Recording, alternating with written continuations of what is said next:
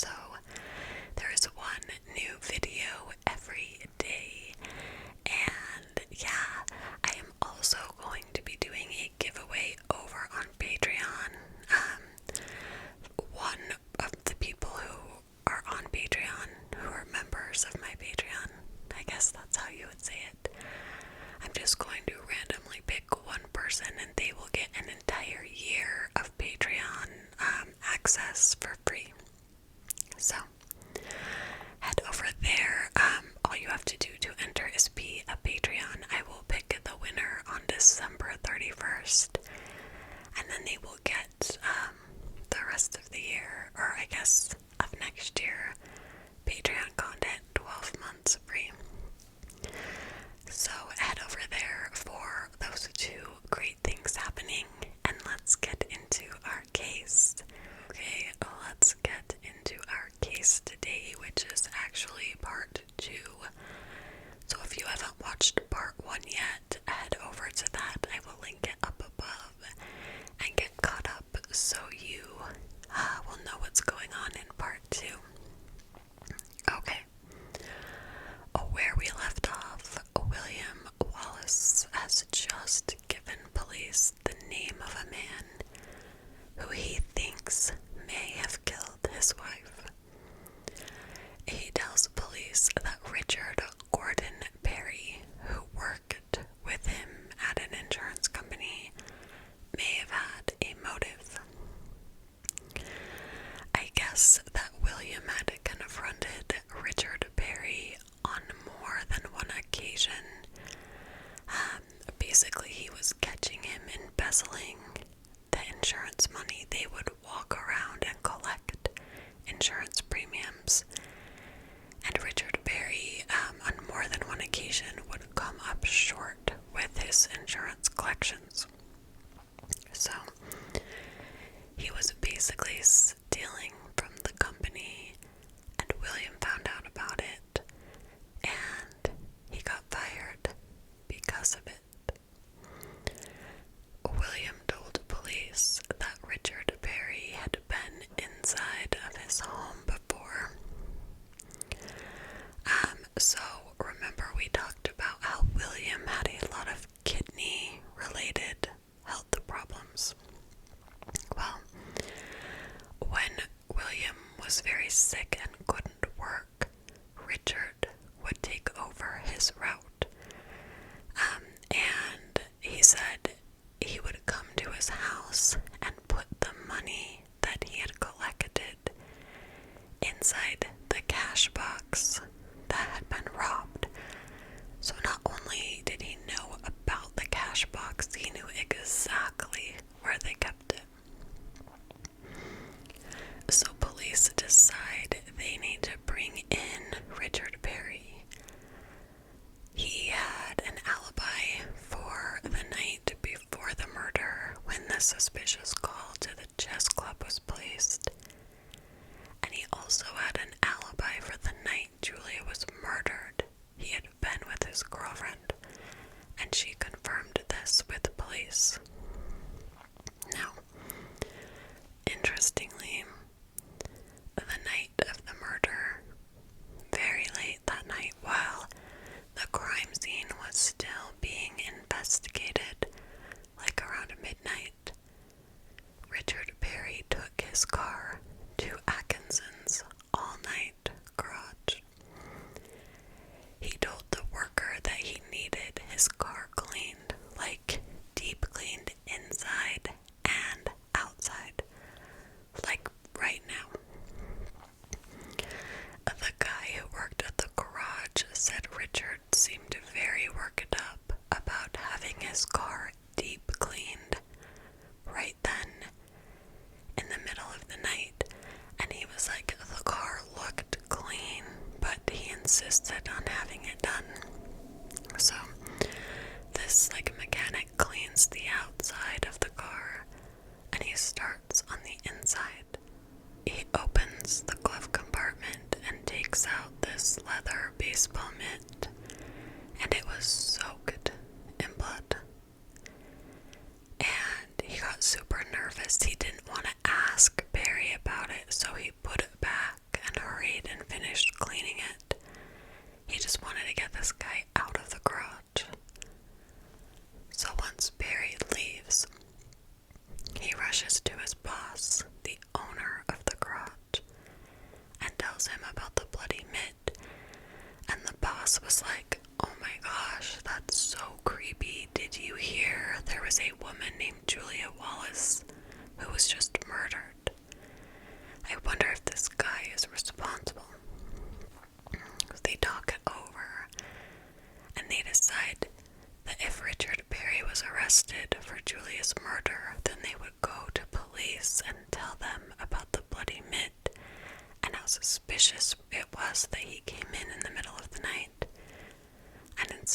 his car be detailed.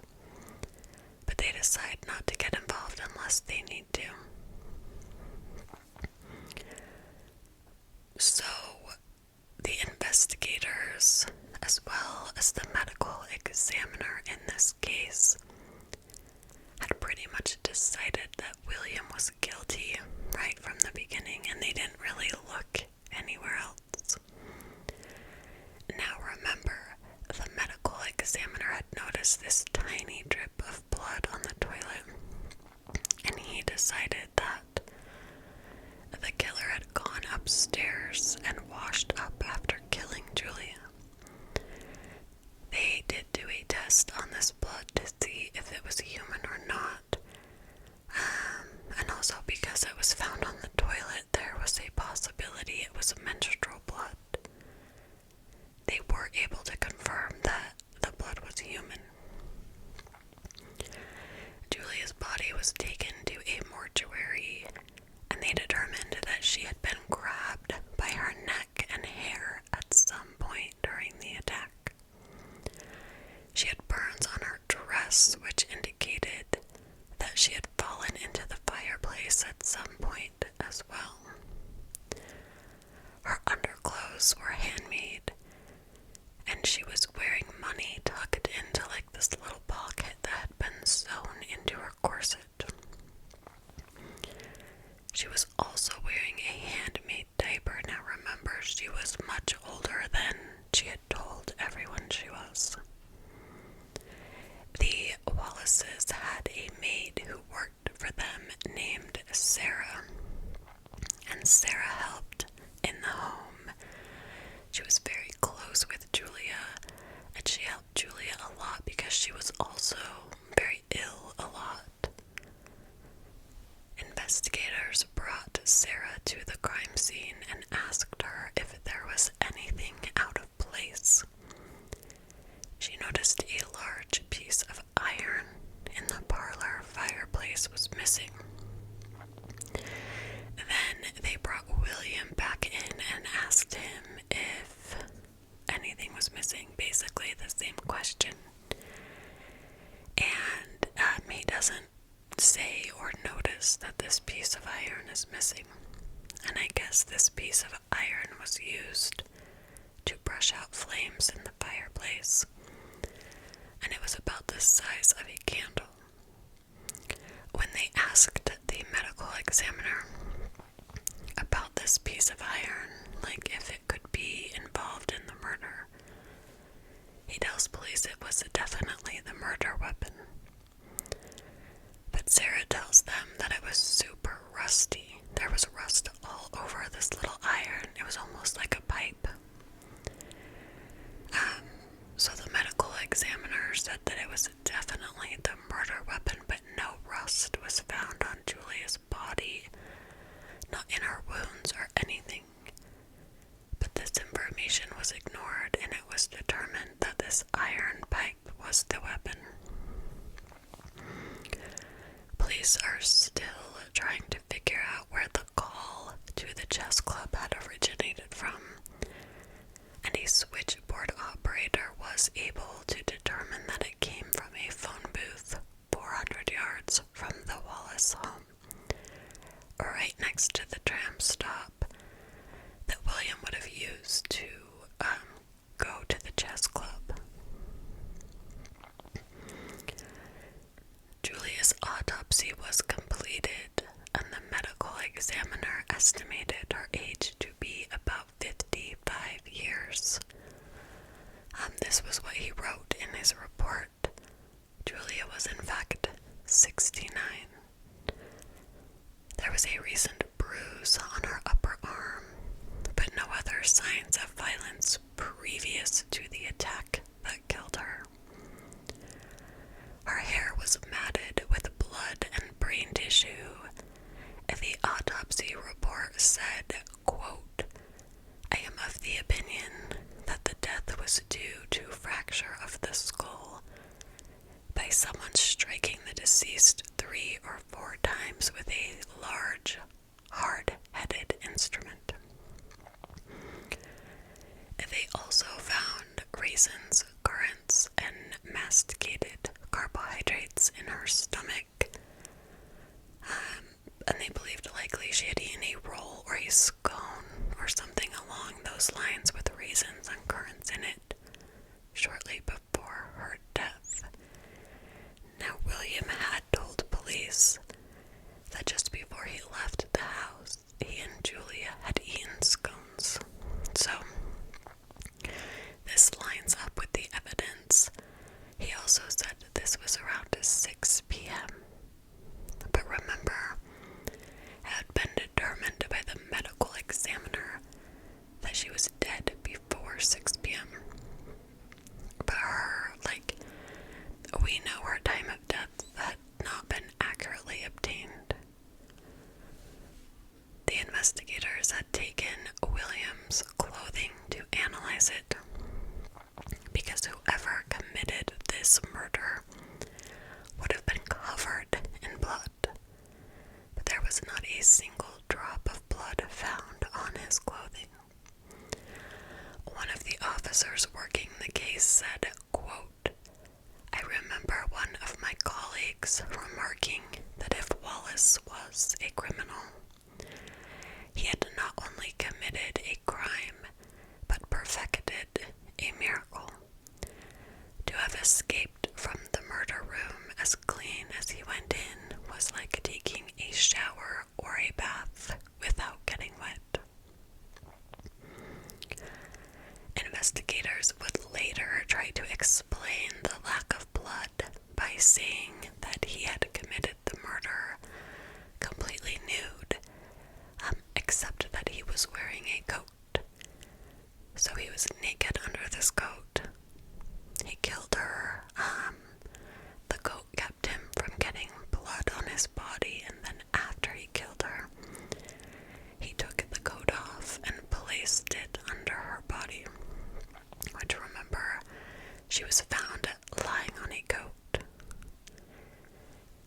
There was this kid who delivered newspapers in the area, and Julia and William were his customers.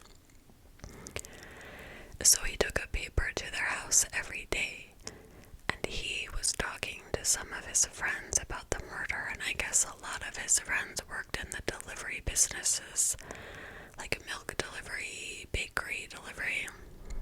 And there was this guy who delivered milk to their house every day.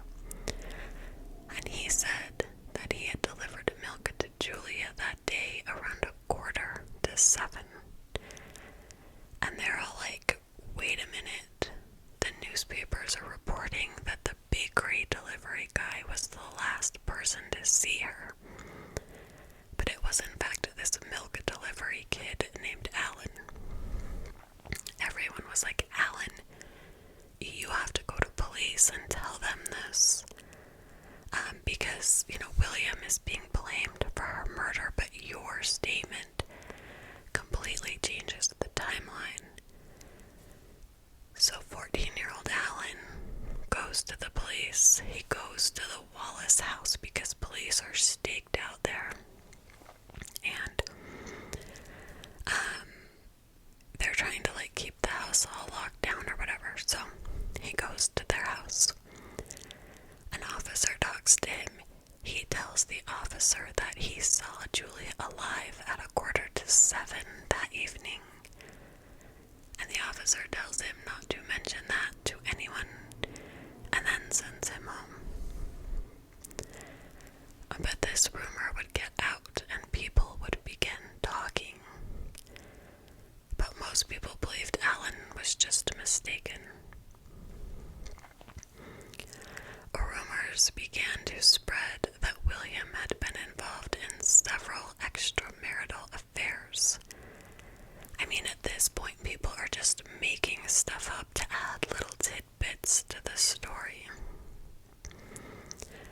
Police were following William around 24/7, and people began saying that the man or men who were following William were hired as security because he needed protection from all of the husbands of the men or of the women he slept with. But this was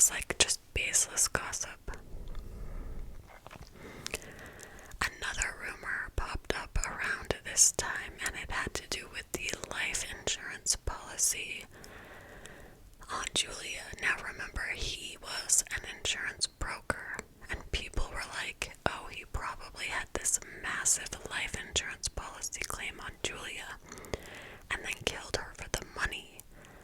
And while he did have life insurance on his wife, it was a very small amount and barely covered the costs of her funeral. So rumors are flying around like wildfire about William, but he wasn't the only one. Rumors also popped up saying that Julia was having an affair with a married man, and that when he broke things off, she threatened to tell his wife. So she began blackmailing him, and he was giving her like monthly amounts of money, and eventually he killed her to stop the blackmail. And these claims have no basis at all, but people said the reason the cash box was missing was because this man killed her and then wanted to get his money back. Now remember the phone call that came into the chess club, essentially like striking the match to all of this. While the waitress described the voice, saying it was very refined and sounding like an elderly man, Then they asked the owner of the chess club, who also spoke with him, and he described the voice as strong and gruff. So the investigators decided that the caller had called and talked to the waitress, and he spoke with his normal voice. But when the owner got on the line, he tried to disguise his voice because he knew the owner of the chess club would recognize him. On February 2nd, 2 weeks after the murder of Julia, William was arrested for his wife's murder. When he was arrested, he said, quote, "What I can say in answer to a charge in which I am absolutely innocent." Okay, so remember Richard Gordon Perry had gone to a mechanic shop in the middle of the night to have his car cleaned, and the workers were like, "We're gonna kind of stay out of this."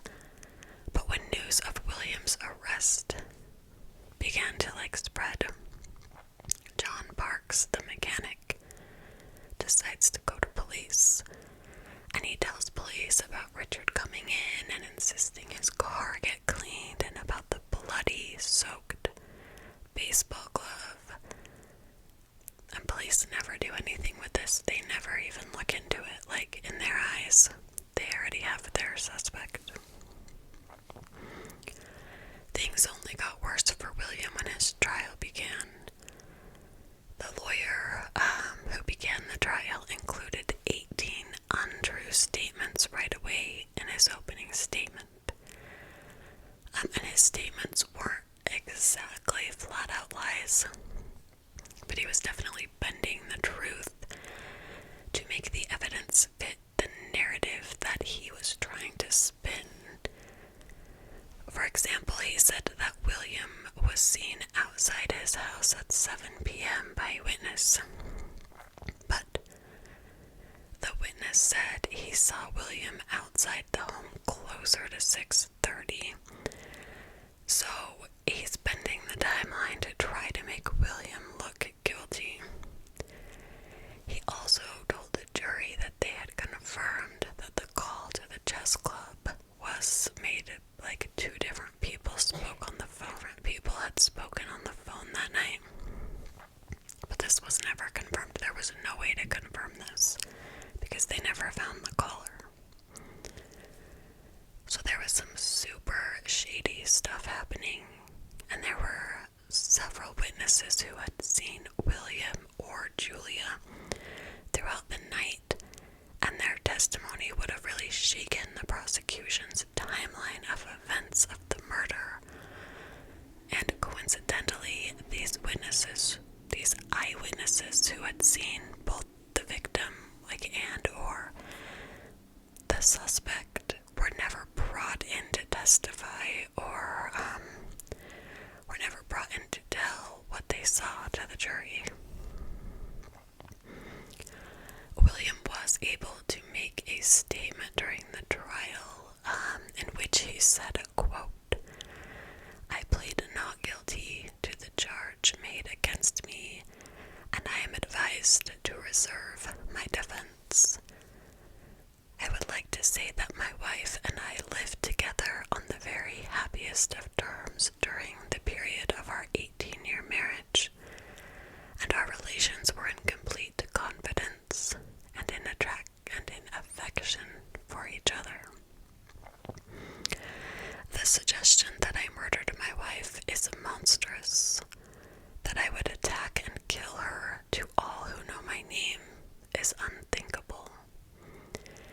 He went on to say, quote, "I have lost a devoted and loving comrade. My home life is completely broken up, and everything that I hold dear has been ruthlessly parted and torn from me. I am now to face the torture of this nerve-wracking ordeal. I am innocent of this terrible crime." Now, all of the evidence presented against William was circumstantial at best. They never found the murder weapon or any bloody clothes. And remember, according to the prosecution, he committed this murder in a very small window and then showed up at the chess club with no blood on his clothes. And he somehow also managed to stash the murder weapon away somewhere that it would never be found. After an hour of deliberation, 1 hour, the jury found William Wallace guilty of the murder of his wife, Julia, and he was sentenced to death. When the verdict was read, William began to cry, and he was taken immediately into custody and set to be executed 17 days later. His lawyers immediately began to file appeals, and an appeal trial was granted and began shortly after this conviction.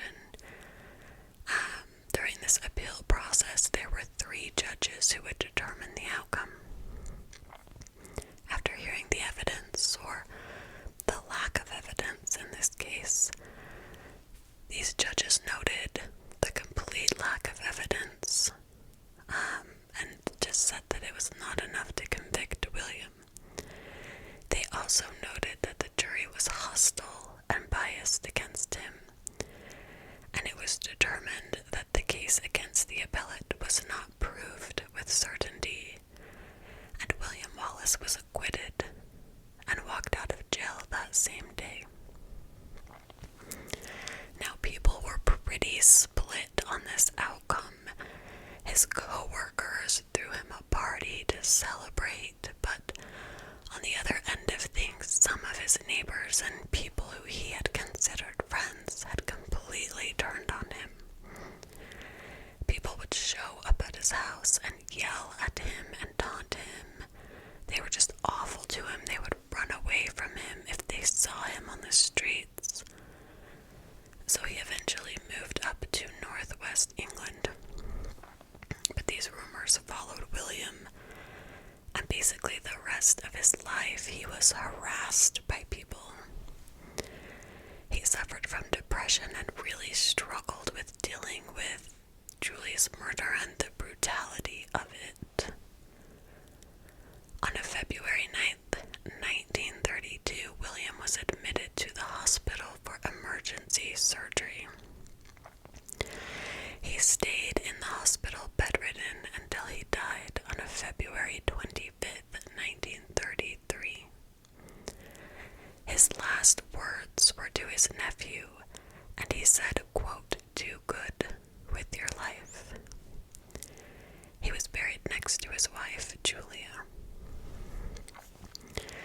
Now, several people believed that Richard Gordon Perry, the man who had his car cleaned in the middle of the night, was responsible. In fact, just 2 years after the murder, his ex-girlfriend reached out to the defense attorney and was like,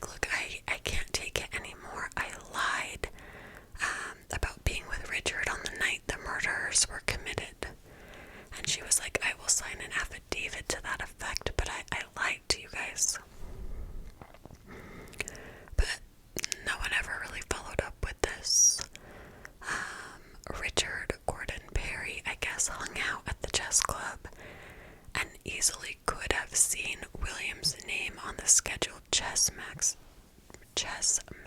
for that night, so he would have known Julia was home alone, and he was also said to have been a very violent alcoholic.